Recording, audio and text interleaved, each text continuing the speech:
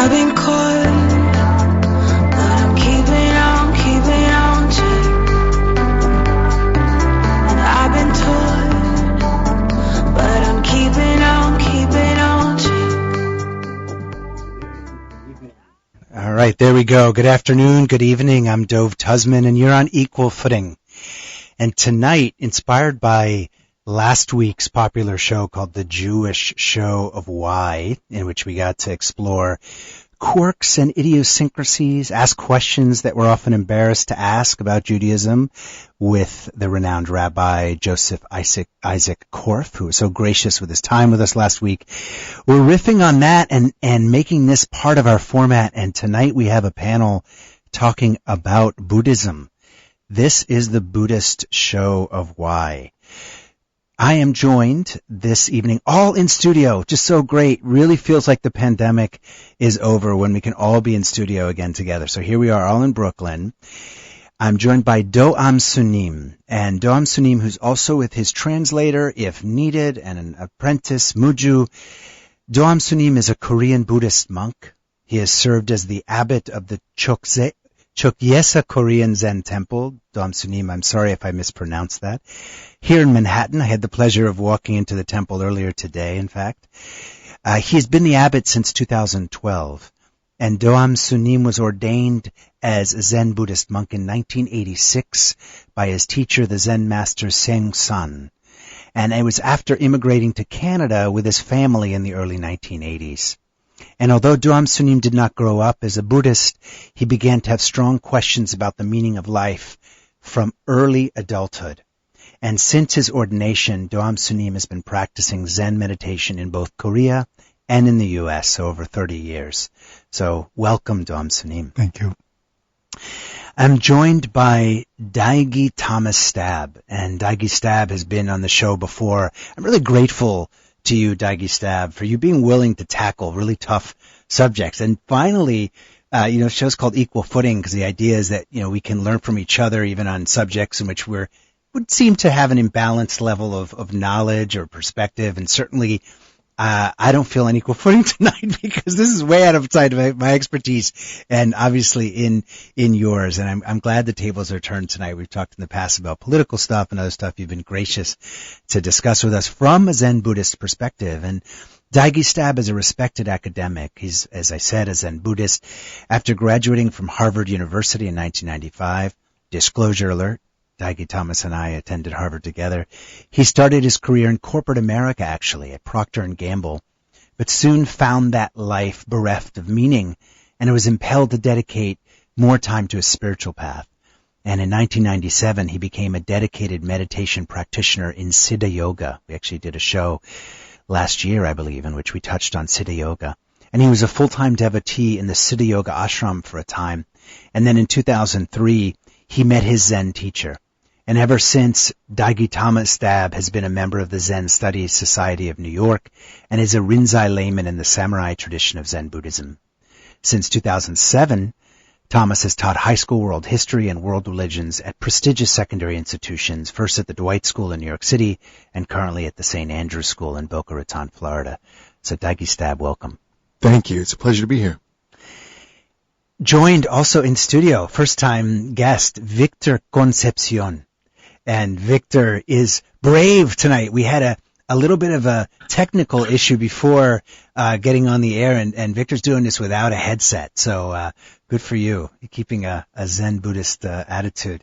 Even though actually Victor's bringing a different perspective, because one of the things we're going to touch on is the confusion that's often out there around the differences between Hinduism and Buddhism and how they connect or don't. Victor is a high school teacher of computer science here in the great city of New York. He met his meditation guru Amma at the age of 19, and he's been practicing a form of Hinduism ever since.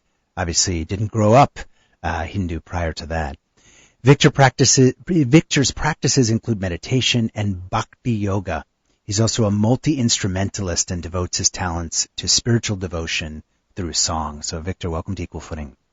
Thank you. Great to be here. All right, so everyone speak a little close to the mic. And here we go, diving into Buddhism. And I'm excited about this show because it's one of the shows that I feel like I know the least about at an academic level. And also in my research, it yielded for me the understanding that there are so many different perspectives of what Buddhism is about, and then the path is so individual that I'm fascinated to hear that play out on the show. So, Daigi Stab, maybe you could start us off from, I guess, at the ground level. Who is Buddha, the Gautam Buddha, and what are what are Buddhism's like core values? Okay, let me start with the historical Buddha is generally regarded as Siddhartha Gautama from the Shakya clan. That is to say, he was a specific historical individual. Historians agree that he did exist. And yet there is a bit of mythology that has grown up around the man. So I will attempt to try to explain it in a kind of secular, historian's perspective. And sorry, the Buddha lived in what century or period?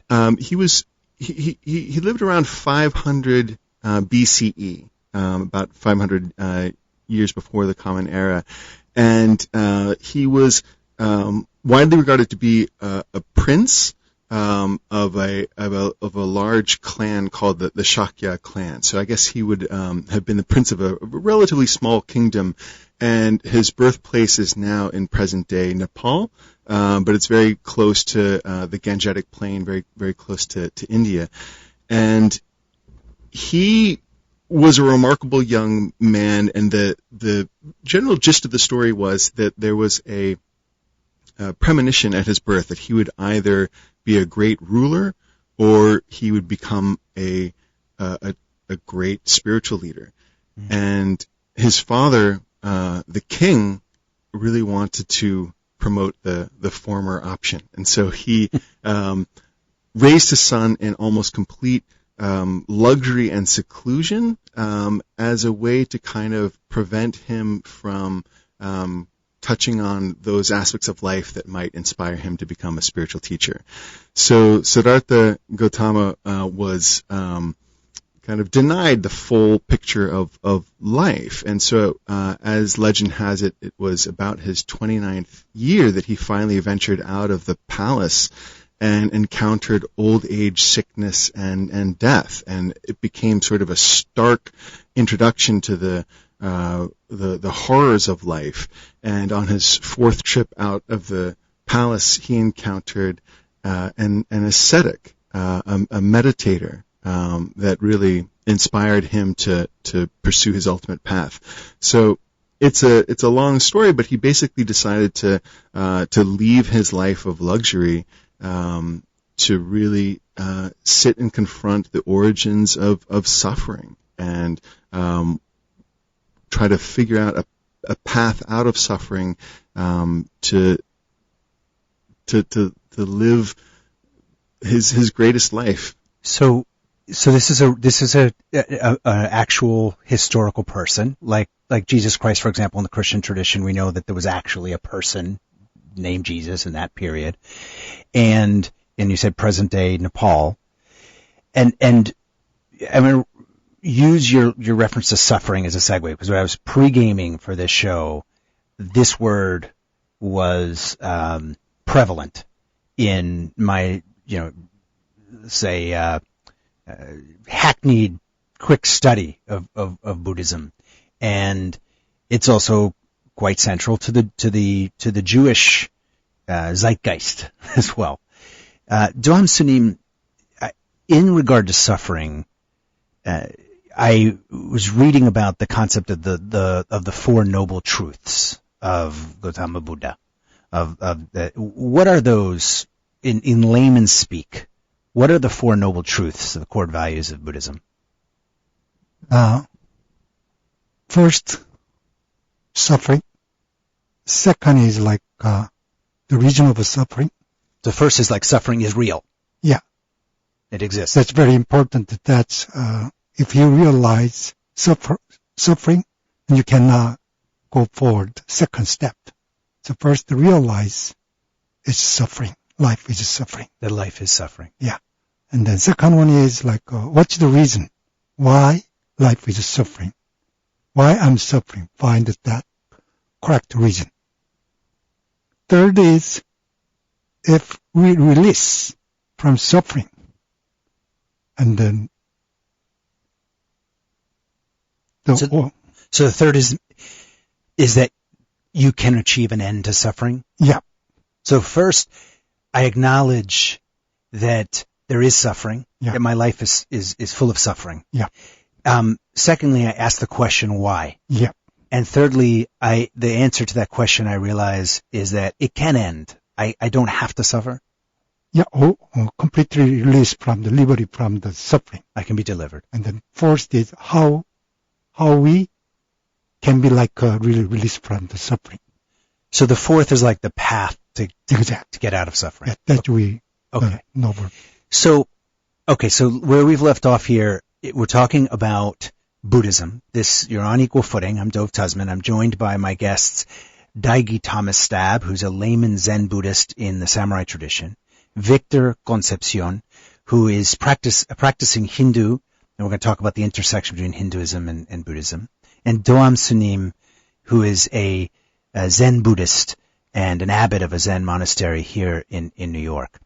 Participate in this conversation live. You can do so giving your name. You can do so anonymously by calling 718-303-9090. That's 718-303-9090. Ask any and all questions that you have that you've always wanted to know about Buddhism. You have experts here in the room who have graciously opened up their time and willing to answer things that may be even uncomfortable, as often happens on this show. You can also text a question. If you'd like to, you can do so again, attributing your name or anonymously to 917-428-4062. That's 917-428-4062. We see text questions as well as WhatsApp questions, and we'll get to some of those in our next segment after our first break. Okay, Victor, we're going to, I'm sure, hear from Daigi Stab and Doam Sunim about this path to overcome suffering. Now, as some listeners of this show know, I'm Jewish. I don't know where I would fit on the spectrum of observance of Judaism, but I'm Jewish. And I also, at one point in my life, journeyed literally and figuratively in the Eastern traditions. I was living in India. I lived in an ashram, and I have never been in the Buddhist path, but I was on what I think would probably properly be called a Kashmir Shaivis path, which is like a area of Hinduism that actually shares a lot in common with Buddhism. You're a Hindu, Victor, at this point in your life. You practice Hinduism. And there's also a lot of talk about suffering, and we're going to get to the concept of karma and overcoming suffering. And you're also surrounded by people in the Buddhist community. How have what you've heard so far, how is that distinct from the practice of Hinduism in your experience? Well, I find that all truth is relative to who hears it and who tells it, right? So, like all students in school, we all had our favorite teacher. There are many teachers who teach math, but some teachers are more effective with some students and vice versa. So they teach the same truth, mathematics, but their approach is different, and thus they resonate within students' hearts differently. I myself was a very good math student, except for my pre-calculus teacher in high school. He and I did not get along so well, so that year I was a poor math student, and that was quite the exception in my life. He and I just saw things differently, and his approach didn't resonate with me. Are you saying that it's really the same practice or same philosophical prism in what you've heard here with respect to Buddhism and in your practice of Hinduism, just kind of a different teacher? Correct. So this idea of suffering, and it's not just an acknowledgement that there is suffering, but is how we move beyond that suffering. So it's identifying what suffering means to us in our lives and how do we move past it. And in every step along the way of our practice, we refine that meaning, and then we refine what we want to do about it. Okay. We're going to take our first break. We're going to come back and we're going to talk about in Buddhism and also through the prism of Hinduism. And I'm going to ask Daigi Stab to elucidate us on the connection, the intersection between the two, and help explain why Victor's on the show with us tonight. On Equal Footing, talking about Buddhism. This is the Buddhism Show of Why. We'll be right back.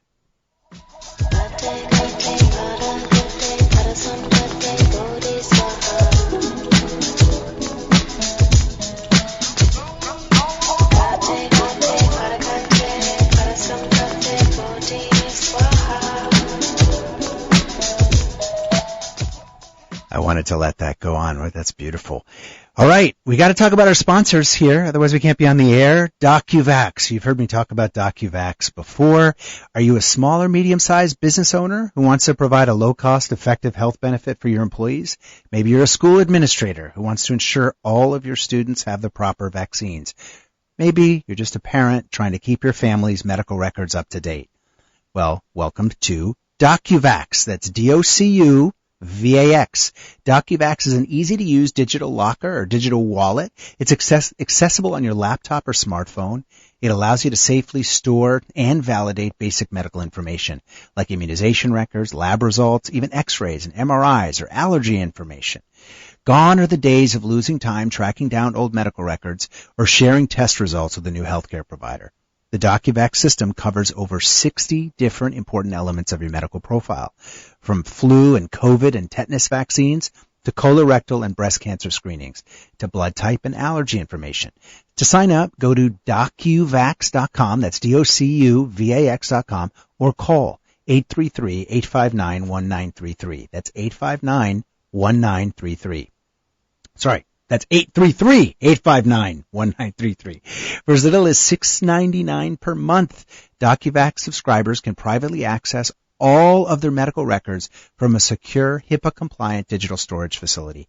And as a DocuVax subscriber, medical professionals, this is the best part, medical professionals, doctors are on call for you 24 hours a day to validate your vaccine records, your blood test results, or anything else in your medical locker.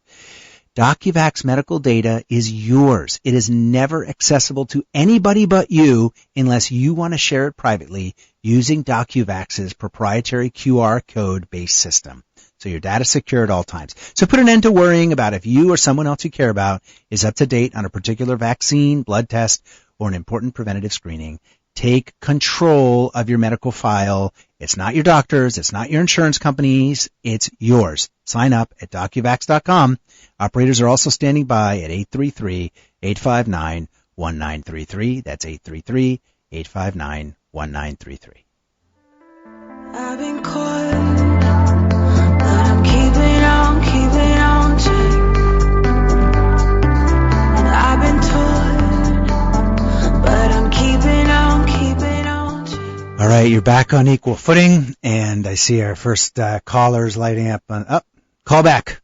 Just saw a couple folks we missed on the board. We are talking about Buddhism, the Buddhist show of why. And before we went to break, as is often the case whenever we talk about any religious path, we're talking about suffering. And Dom Sunim, who's a Zen Buddhist monk and an abbot in a Zen monastery here in Manhattan, told us about the Four Noble Truths in Buddhism. Number one, I'm going to paraphrase this, Dom Sunim, so please correct me if I get this wrong. 1, suffering is real. 2, why? Ask the question why. Why do we suffer? 3, it is possible to not suffer. There is an end in sight. You can be released in this life from suffering. And then 4, which is what I want to ask about now, is how? What's the path of how we do that? So, Daigi Stab, what are the basic elements that someone can easily understand as listening to the show who's never been exposed to Buddhism before? What are the basic rules or guidelines of how to be released from suffering in this life in according to Buddhism? Okay, then I'd say to put it simply for Westerners, I would return to the second noble truth and insert the word desire. Another way the second noble truth is understood is that desire is the root of suffering. So the third noble truth is often described as it is a cessation of suffering is possible if you let go of desire. And the fourth noble truth is really the eightfold path leading into a set of suggestions on how you can live a fuller life by letting go of desire. Okay, it's funny. I thought you meant at first you have to have a desire to overcome suffering, but you're actually talking about, if I understand you correctly, being released from like the prison of desire, like that of the feeling of desire. Correct. And bear with me. We're discussing terms that are articulated in ancient Pali and have been translated into Sanskrit, into many different languages. So there's certainly many interpretations, open to this. But I would say the first noble truth is life is subject to suffering, and the second noble truth is that desire is the root of that suffering. So I'd say what comes with that is this huge emphasis on acceptance. That the first step in transcending suffering is to accept what is. Accept what is going on right in front of your face. Accept what you cannot control. And then from there, you can begin to glimpse the cessation of suffering. But I would emphasize the link between desire and acceptance. The greater the acceptance, the lower the desire for it to be any way other than the way it actually is. So I promised to tie in where we left off before the break about the intersection between Hinduism and Buddhism. And I have much more of a background in my life being exposed to Hindu belief than Buddhist belief, but I'm also struck in this conversation by the similarities. And one of those being the need to kind of overcome the constraints of the ego, overcome desire, overcome that which is kind of attachment to this world, and those things seem to be common. Daigi Stab, where do you see a primary, or maybe there isn't one, but what is or are the primary areas of difference between Buddhism and Hinduism? Well, the first thing I'd like to acknowledge is I would say that the main idea of Buddhism really came from Hinduism. So as I often teach this to high school students, I think it's important to honor the origins. And so specifically, I'd say the belief that is shared by Hindus and Buddhists is rooted in this phrase from the ancient Sanskrit of tattvam asi, which means you are that. I would translate that to mean all is one. Absolutely everything in the universe is one.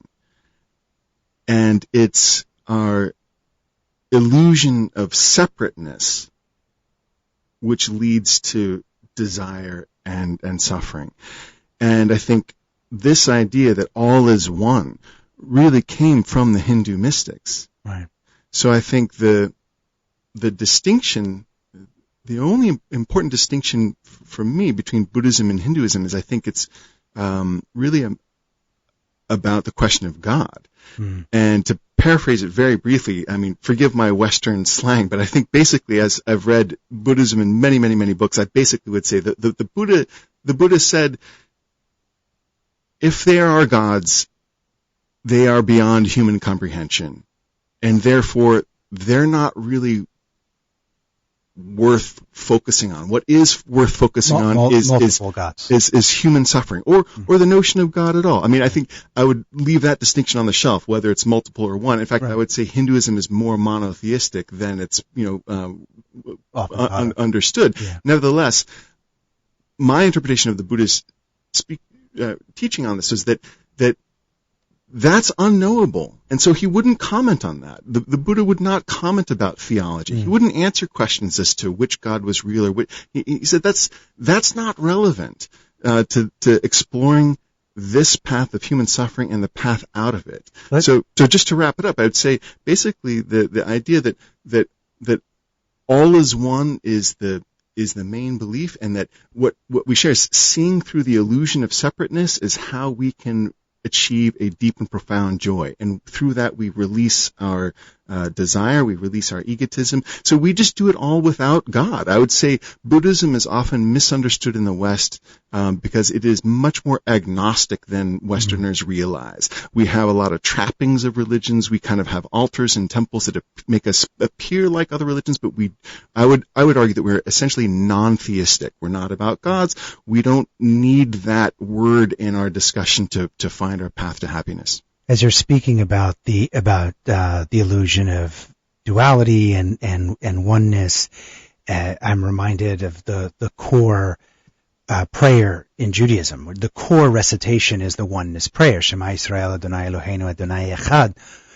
The Lord is our God. The Lord is one. And also in Jewish belief, there's also the emphasis on the illusion of attachment, that the world, that suffering is real, that chaos is real, that pain is real, but that it's also part of something that you don't have to be attached to, that you can transcend. And Dom Sunim, I want to turn to you on this connection between at least Judaic thought and Buddhist thought, or Judeo-Christian thought and Buddhist thought, as it pertains to the path out of suffering.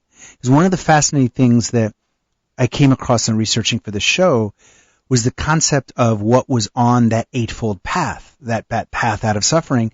And to me, and I apologize ahead of time looking you in the eye, and I'm saying this with great respect, to me it seemed similar to the Decalogue, to the Ten Commandments. Like there were certain things there around virtue and morality and around behavior and around things you do and don't do that reminded me of the prototypical Judeo-Christian Decalogue, or the Ten Commandments.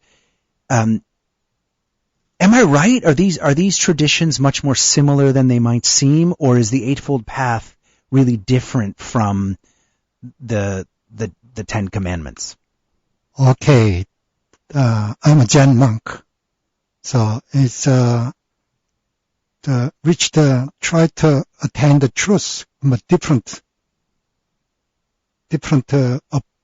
approach to the truth. So most of Buddhism is like explanations. Buddha never said this is Buddhism. Buddha said all kind of things people misunderstanding try to understand correctly. He doesn't make the Four Noble Things. He never make the like eightfolds. Later people, many scholars, many the people who believe Buddha's teachings, they make those kind of the form of teachings. I see. So I'm a Zen monk means like not rely on that kind of intellectual teaching or intellectual understanding. I see. So real approach, Buddha's the meaning of teaching is awaken in a moment to see just like this. So it's if I understand you correctly, more of a philosophy or a way of seeing life as opposed to a stricture or a rule book of how to live life. Mm-hmm. Would that be fair? No, I can't catch you what you mean. I guess I'm hearing from both Daigi Stab and yourself, if I am understanding correctly, that Buddhism is more of a philosophy, more of a way of observing and understanding life, as opposed to a rule book. What is a rule book? Like a set of things you should do or you should not do. No. Should do, should not do, that's all intellectual, right. The judgment. As long as you have that, you never see that everything is just like this. So as a Zen monk, I give you the demonstration to reach that point. So, where are you now? I'm in Brooklyn. Brooklyn is too wide. Your idea said, I'm Brooklyn. That doesn't mean like just in this moment. You want me to go more narrow or more wide? Already you missed my main. I missed the lesson. Yes. Tell me. Yes, that's the Zen style of teaching. It's one of the example. Or So what was the answer? What was the right answer? you must find that. So, who is talking now? Doam Sunim is talking to me, sitting across the table from me. Correct. Who is talking? Yourself. Who is talking? I'm Dove Tusman, and I'm talking on the radio. That's your name, right? Yes. So before the name, it's just the title of the name is the title. Who is really make this speech? I think I get what you're getting at. I mean, I guess I'm part of the universal construct. I'm part of Okay, that's the God's most creation. Okay, I'm just give some example of the Zen teaching style. Okay, it's not like intellectually understand the answer. Just aware in this moment, clearly catch the What is that called? That method of teaching? It's called the transmission outside the sutras. It's a personal teacher-to-student knowledge that is transmitted beyond words through sitting in the presence of a Zen master. Okay. Wow. So guys, this is really great and instructive. We need to get Sure. Bernal. We're going to take another break, and we're going to come back on equal footing for our Buddhist show of why with Zen abbot and monk Doam Sunim, Daigi Tamastab, who's a layman Zen Buddhist in the samurai tradition, Victor Concepcion, who has a guru and studies in the Hindu tradition, sharing many philosophical bases with Buddhism. Participate in the conversation, 718-303-9090, or you can text a question to 917-428-4062. Anything you've ever wanted to know or ask, put us on the spot here. We're talking about Buddhism. We'll be right back. Om Mani Padme Hum, Mani Padme Hum, Om Mani Padme Hum, Mani Padme Hum, Om Mani Padme Hum, Mani Padme Hum, Om Mani Padme Hum. Equal Footing with Dove Tusman is sponsored by MDCS Dermatology, your experts in skincare. With 2 Manhattan locations and 4 offices in Long Island, including Plainview and Commack, the dermatologists and skincare surgeons at MDCS are proud to be affiliated with the Albert Einstein College of Medicine and New York Presbyterian Hospital. So schedule your next skin exam in one of MDCS's convenient New York area locations. To make an appointment, go to www.mdcs.live or call 212-661-DERM. That's 212-661-3376. You can even schedule a virtual video visit with MDCS's board-certified dermatologists from the comfort and safety of your own home. So go to www.mdcs.live or call 212-661-3376. And don't forget to mention Equal Footing for 15% off all cosmetic procedures. I've been caught, but I'm keeping on to. And I've been told, but All right, little bit of backstory, because I know some of our listeners are aware of my obsession with music. I sometimes spend as much time picking the music for these shows as researching the subject matter. And the I don't know what you want to call it, the theme song for this show, Keep On by Lane 8. It's especially apropos tonight. Lane 8 is a great EDM act that are practicing Buddhists, as I understand it. So there you go. Fits in. All right. You're on the Buddhist show of why. I'm Dove Tusman. I'm joined by Victor Concepcion, who is a meditation practitioner in Bhakti Yoga. Daigi Thomas Stab, who is a layman Zen Buddhist in the samurai tradition. Doam Sunim, who is an abbot and Zen monk, an abbot of a Zen monastery in New York City. Guys, we've gotten some interesting texts. We've gotten into some heavy philosophy in the first segments. I want to come back to that direct transmission in teaching. Like selfishly, I want more teaching here, guys. This is great. We're all in the studio. I'm looking you in the eyes, asking to drop your knowledge on me.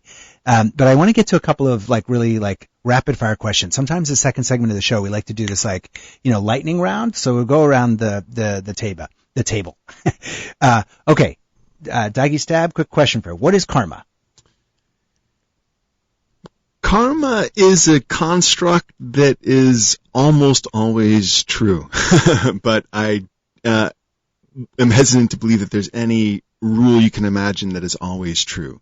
But to be fair, it does come more from Hinduism and it certainly influenced Buddhism. But it's really the notion of the chain of cause and effect, that anything we do can influence things down the stream and in unexpected ways, and vice versa. We may be influenced by many actions prior to our present moment. That being said, I'd say Buddhists don't dwell on karma so much. Okay. I think we really do perceive things a little bit differently. It really is Oh, about yeah. living fully in the present moment. And so I also want to qualify that Doan Sumin and I are both from the Zen tradition, which are notorious for being free with the rules. We're the least interested in the rules, and we're most interested in the present moment. So that being said, we don't hold on to fixed ideas about karma or fixed ideas about much of anything, but to be fully present in the Well, that's a good segue into our next lightning round question for Doam Sunim, which is, what is the difference between Zen Buddhists and Tibetan Buddhists, and why is the Dalai Lama so important? That depends on what people think about. It's I'm not interested in anything except this moment. Okay, so I don't. So your question is like, what's the difference Between Zen Buddhism and Tibetan Buddhism. There's no Zen Buddhism. There's no Tibetan Buddhism. That's the people's idea. They make it. So there's just a misconception that they're different. I hear about these as different, like sects or groups, but you don't see a difference. How can you prove that? Can you show me? I can't, no. Yeah, so where's the Tibetan Buddhism? I don't know. I guess it's based in Tibet. Is the Dalai Lama the head of the Tibetan Buddhist movement? That's all kind of your information, understanding, your concept now talking that. That's completely opposite way to practice Buddhism or Zen. That's more like idealism. Okay. So, Victor, I'm going to get to you in a second, but Daggy Stab, in very simple language, like, who is the Dalai Lama? For someone listening to the show who just associates Buddhism with the Dalai Lama, who is that human being? The Dalai Lama is regarded to be the head of Tibetan Buddhism, but he's actually really the head of only one of four major schools of Tibetan Buddhism. But that being said, I'd say they are much more hierarchical in their structure than those of us who practice Zen Buddhism. So we have no singular, hierarchical figurehead, but they do. And so I'd say, in the absence of any other, I would say he's sort of like the Pope for Buddhism, and Zenists are like Protestants. We don't really, regard the Pope. But I have tremendous respect for him, though. I think he's doing a fantastic job leading a different branch of Buddhism. Got it. We might come back to that one. Victor, in Hinduism, there's the concept of enlightenment. Correct. That you transcend the ego, you transcend the body, you transcend the banal, and that you arrive at a kind of a fusion with the absolute. Correct. And in Buddhism, as I understand it, an analog concept is nirvana. Am I right? Is it the same thing, or is there a difference between Hindu enlightenment and Buddhist nirvana? I don't believe so. I believe the path and the practice, the understanding is different. But I believe that the end result is much more similar than the difference that might exist. So, when you talk about self-realization, you're really talking about the dissolution of the ego, that there is no I, or another way to think about it is to live with only one desire, and that is to be one with the divine.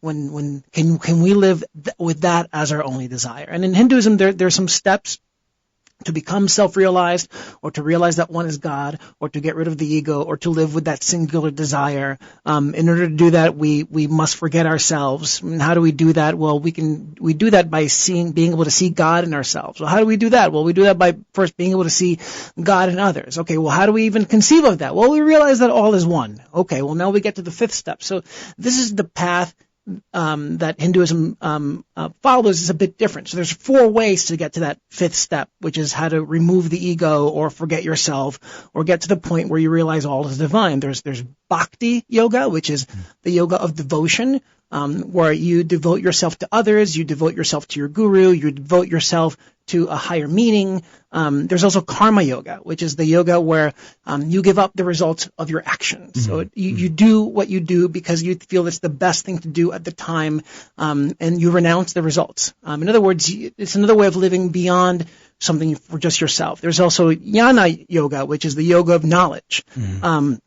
Where you really study the Vedantas and the Vedas for a greater understanding to see the divinity within them. And then there's also Raja Yoga, which is meditation. And the truth is that every devotee follows all 4 yogas, and every teacher teaches all 4 without you realizing it. So you might be practicing bhakti yoga, and you might be volunteering at church, but at the same time, someone, even though you're volunteering, and good things should come to you because you're a volunteer, someone suddenly says something to you that's unkind, and so that's your karma. Well, that means is that you should continue to volunteer even if someone is unkind, because the point of volunteering isn't so that others can be kind to you. As I understand it, your karmic result can be in the real world, so to speak, can be positive with quotation marks around it, or negative with quotation marks around it. And either way, you want to get away from it. In other words, like you want to transcend the concept of something being bad or good. Correct. And so the idea is that whichever path you choose, whichever path you engage upon, whether it's a combination, that in the end you are left with that one desire to simply be one with the divine. Whether it's because you served others, whether it's because you renounced the consequences of your actions, whether it's because you accepted your fate, whether it's because you gained that much knowledge, or because you meditated on a mountain for 4 years or 10 years. Let's talk about meditation more. Another lightning round question for you, Dom Sunim. Why do Buddhists meditate? Who is asking that question now? A manifestation in God's creation. I want your answer. Your answer come from your heart. From my heart. Okay. How about this?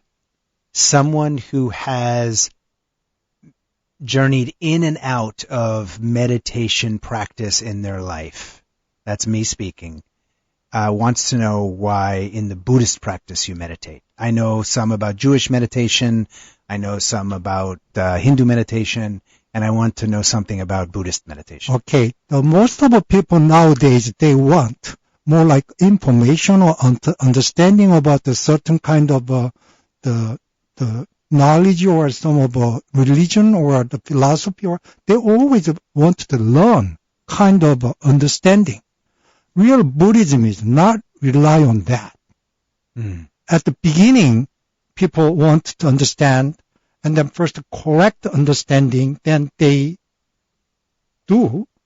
more actively, they do following that understanding the daily life. So for example, like that. So Buddha said, I'm like the doctor. So I understand all of the people's sickness. Also, I have all kind of medicine for cure that sickness.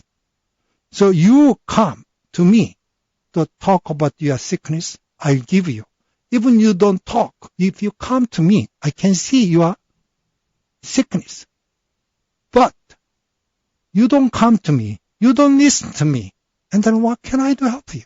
Even I give the correct medicine for your sickness, if you don't take it, so how can I help you? Yeah, you can't if I don't take the medicine. Right. So first, if you want to understandable Buddhism, first you must really sincerely think about yourself. You must really sincerely, realistically understand about your suffering. Let me ask you one more question, Dom Sunim, before we take our last break, and it's going to relate to, as I understand, we have a caller after the break that's going to touch on this in, I guess, more demographic or political terms. I'm an observant Jewish person. There are many, in fact, there's even a name for this cohort of Jubus. I heard that. Yeah, I've heard that name. In fact, we were talking in a pregame about the number, I guess, definitely statistically disproportionately large number of practicing Buddhists in the United States who are Jewish. Can I be a practicing Buddhist and maintain, in your view, my observance of Judaism, or are the two things in conflict? Very quickly, and then we'll cover this again. Of course, Buddhism is not like a religion, not like a theory. Buddha's real teaching is talking about your suffering. So I don't have to give up my belief in the Jewish patriarchs and matriarchs, in the halachot and Jewish law. That's all kind of your understanding concept. If as long as you follow that, you cannot reach your true self, true mind, true suffering. So it sounds like Buddhism is more of a path of self-discovery than it is a religion. All right, we're going to come back. Sure. And we're going to touch on that after the break. We're on the Buddhist Show of Why. I'm Dov Tasman on Equal Footing. I'm joined by Daigi Thomas Stab, Victor Concepcion, and Dom Sunim, talking about everything we've wanted to know and have the answers to on the subject of Buddhism. We'll be right back.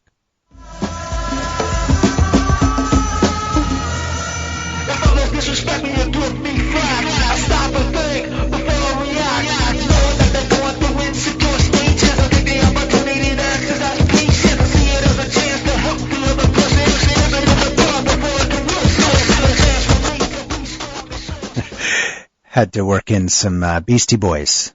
Bodhisattva Vow is the name of that song. All right, one of our great sponsors on Equal Footing is sometimes a little awkward to talk about, but so important to emotional health, so important to couples, and that is Manhattan Medical's impact on sexual health. And it's an important message not only for men that are listening, but their partners, because not being able to have enjoyable sex is incredibly emotionally painful, and erectile dysfunction is real. It affects as high as 60% of male adults at some point in their life. Manhattan Medical, which is obviously based here in Manhattan, but is available to people anywhere in the country. You can do virtual visits and get care by phone or by Zoom. It utilizes a new effective gains wave therapy, and it can help you achieve excellent results. Gains wave therapy for erectile dysfunction involves no expensive blue pills. It's non-invasive, it's surgery-free, it's painless. With Manhattan Medical, there are no side effects, and for almost all patients, wonderful results. Manhattan Medical's Gains Wave therapy can help you. I don't like to have sponsors in this program unless I feel like there's some connection and I feel there's really a genuine service being offered by the company. And in this case, this sponsor was brought to me by a dear friend of mine. He's in his mid-80s, okay? And he used Manhattan Medical's Gains Wave therapy to treat his erectile dysfunction, and he's had terrific results and has had an enjoyable sex life for the first time in a long time. Do this for yourself. Do this for your partner. Try it out. Manhattan Medical's Gains Wave therapy can help you. Call now for a free consultation. If you mention you heard this on Equal Footing, that's how you get the free consultation. That's worth $250, real value. Call 888-ED-CURE-9. That's 888-ED-CURE-9. I'm going to spell out the numbers as well. That's 888-332-8739. 888-332-8739. Call Manhattan Medical now. I've been caught, but I'm keeping on to. I've been taught, but all right, you're back on Equal Footing. I'm Dov Tasman, and we're talking about Buddhism. All sorts of questions we've wanted to ask. We've had some text questions. I've gotten to some of those. We're going to get a caller in a moment. Daigi Stab, before we went to the break, Dom Sunim was talking about the fact that Buddhism is perhaps a way of life or a journey of discovery, or that's the question I put on the table at least, not a religion per se, and that someone is a Jew, for example, like myself, can also practice Buddhism without that being kind of in contradiction. Do you agree? Yes, absolutely. I would say that the Buddha was among the world's first practical psychologists. I'd say he wasn't really a religious thinker, and I think it's only over time that his movement came to have some of the attributes of a religion. But the fact is, I mean, and forgive me, but coming from the Zen tradition, Doan Sunim and I are both a little bit iconoclastic, and we kind of like to, rip down all the lists of rules and stuff like that. But if I may, I think like really what is at the heart of Buddhism for me, to really simplify it, is that egotism is the root of suffering, and meditation is the path out of that suffering. I would simplify it to that. Okay. And now the benefit of this is that whenever you ask a question of Doan Sunim, he was really probing you to get you to figure out what do you think you are. And so if I can just explain the question of like, what, who am I becomes like, well, what am I? And the purpose of this approach, Buddhism is, like Doan Sunim was saying, we're not acquiring any knowledge. It's a reductive unlearning. And the purpose of meditation is to come into direct contact with the mystery. And if anything, I'd say I'm drawn to Zen Buddhism because it's the most direct access to mysticism. And what is mysticism other than sitting with the great unknowable? So in Zen practice, we're really trying to kind of get out of the intellect and shred the lists and rules and get past all of that to sit into this mystery of what is this? But to play the devil's advocate in at least in the Jewish tradition, I think this is true of many Western tradition at least, and Victor, looking at you also, I think in Hinduism too. Yes. It's full of rules. I mean, in Judaism we have 613 very specific rules, do's and don'ts, and so the concept of kind of shredding the rules does bring up some question for me. Let's take a caller on this. I think on line 1, if I understand correctly, we have a caller who wants to touch on this subject. You're on the air. Hello, good evening. Stan, is that you? You got it. I can't wait for your question. Good evening, Stan. Wait a minute. You presumpted my question. I didn't mean to steal your thunder. No, that's all right. No, I have no thunder. It's thundering now outside as we're talking. It's raining. You're running short of time, Saul. There used to be a television show on TV long before you guys, about 30 years ago, called Kung Fu. Any of you remember that show? Yeah, sure. It was a theme show to some extent about Buddhism. And the man who was supposed to be like a Western John Wayne, and he handled it with physical thinking and meditation and so forth. And it was a popular series for about 3 years. It also got people to think about Buddhism and convert to Buddhism, which is, I guess it was a good thing. The problem I have is what has been the conversion rates from Buddhism, from other religions to Buddhism. Judaism, at least the liberal end of it, the modern end of it, takes the meditation. I don't think the Orthodox do not take the religious aspects of it, but I think the meditational aspects of it has been taken by many groups, and that's the good part. And there's, of course, a lot of Jewish mysticism and Jewish meditation. Oh, yeah, with Kabbalah and so forth, which is, in a way, a little bit like that. But I want to ask these people, what has been the conversion rate? What has been, in the long term, has there been more people going more towards full Buddhism or less? There are other people going more to Orthodox Judaism. Stan, with your permission, can I rephrase or suggest that we step back and actually ask a more general question that you're bringing up, which is, do Buddhists even want, is it a proselytic group? Daggy Stab, do Buddhists want people to join? I think they do. They never say, don't come to us. Did you ever meet a Buddhist at sect? No, I don't think I've ever seen that. They don't put signs out saying come, but I think they welcome everybody. I mean, there's no saying, hey, you're a Jew, but I think they welcome everybody. I mean, as a scholar of religions, I would say yes, Buddhism does fall into the category of a proselytizing religion. However, it's with that notion of the the Buddha as a doctor, meaning if you are suffering, if your life isn't full of meaning and you are suffering, then you might consider turning to Buddhism as a way to find a path out of that suffering. So I think for those of like myself who's kind of excited to share what I've learned from Buddhism, yes, I feel like I do kind of engage in sharing that joy about the path out of suffering. But it's not. You don't think other religions, that people suffer from other religions that are Jewish, Catholic, Protestant, who are suffering for whatever reason, they cannot be helped in those faiths?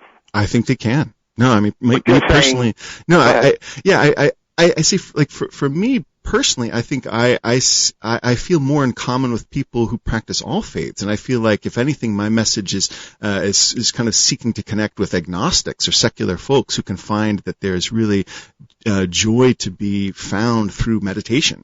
But no, I think getting back to the way the Buddha presented it, if you're not feeling suffering and you're not drawn to Buddhism, then you're fine. You don't need, or it's also referred to as a raft. Like, you use the raft across the river, and if you don't need that raft anymore, then leave it. It has no need to exist on its own. We're going to run out of time, but leave Stan, Buddhism? to your question, if you don't mind, with respect to Stan's point about many people leaving Judaism, or he's perceiving them to leave Judaism and go to Buddhism.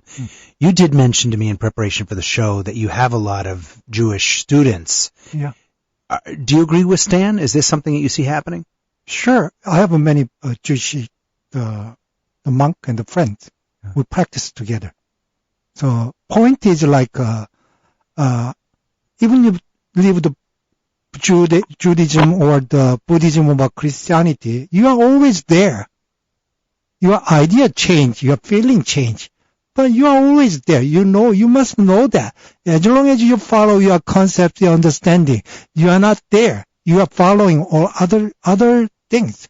So must awaken means you have to try many technique of practice, meditation or whatever. Means like make your mind more calm and clear to see just like this, not made by your concept, not you learn, not you understanding. If you really awaken, there's no like that. It's always the clear.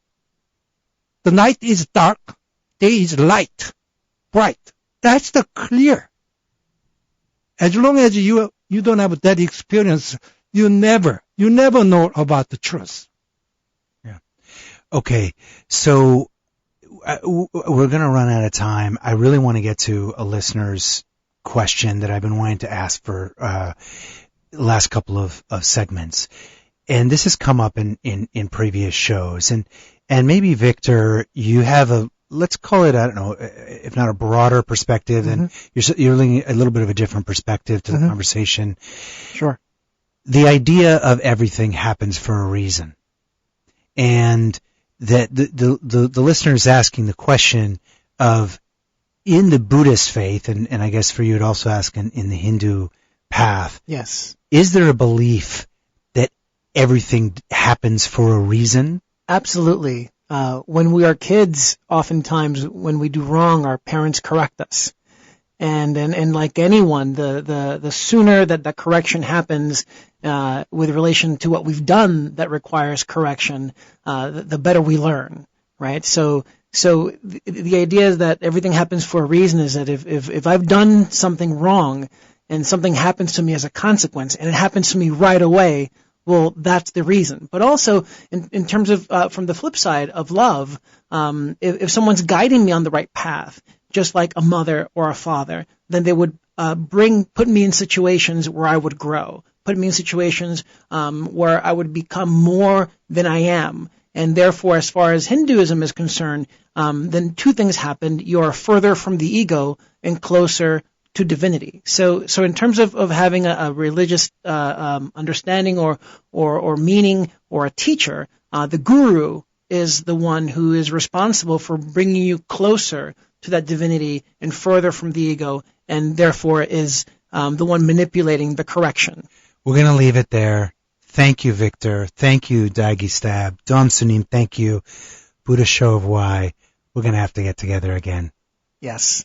Thank you very much. You. Thank you.